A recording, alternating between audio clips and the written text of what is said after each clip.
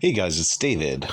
Today is October 15th, Sunday, and I wanted to make this episode of Right Politics on the grounds that it is the ninth day of the Israeli-Hamas war, but there's been some new breaking arguments about the intentions of Iran in this war.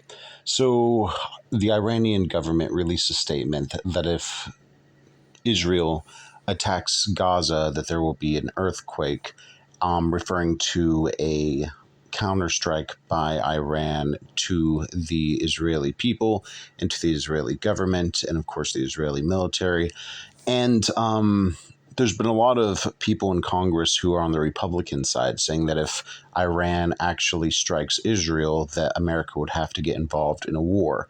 And then when we are very much talking about a world war scenario where you have it sparked by this terrorist group, but everyone is claiming that Iran was the one who backed these terrorist militants against Israel.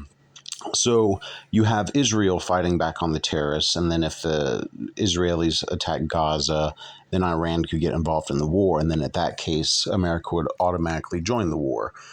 We've already seen strikes from Lebanon and militia groups there fighting Israel.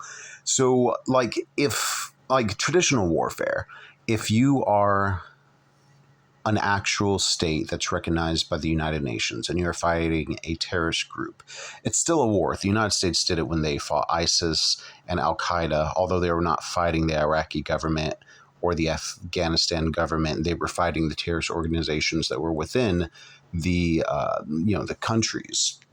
It was still very much a legitimate war, even though those, like the Taliban was not recognized as an official government by the UN. So just because a war is between Israel and terrorist organizations does not mean it's not a legitimate war. But when you get real states like Iran involved, and then America involved, and then, of course, as you know, China and Russia back Iran, they're all in bed together. They all, import and export oil. Iran's one of the only traders with Russia during the whole conflict with Ukraine because they don't have any trading partners except Iran and China. You could easily see this escalate into a war that has multiple actors in it. So, of course, what we have to hope for is that it is a bluff from Iran, and then when the Israelis do attack Hamas in Gaza, that they will be successful and the war will be over. But if Iran launches a secret nuclear weapon or does any ground operations against Israel, the United States will have boots on the ground.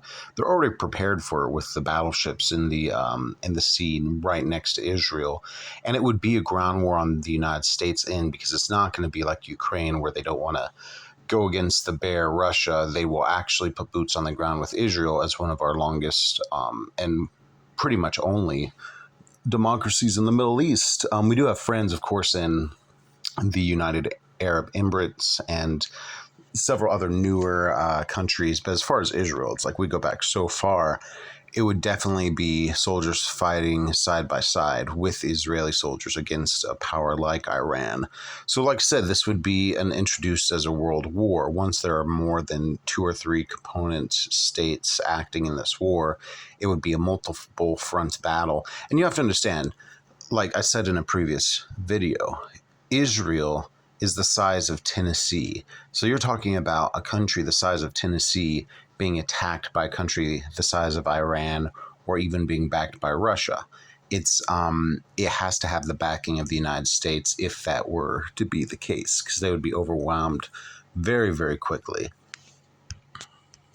And this is where you come in. Please let me know what you think in the comments. Also, let me know if you like these daily updates on the war in Israel. It's going to be a daily thing for the foreseeable future. If you want to see more content like this, be sure and subscribe. And as this unfolds, we're all in this together as allies to Israel. So we'll see you in the next one. And thank you for watching another episode of Right Politics.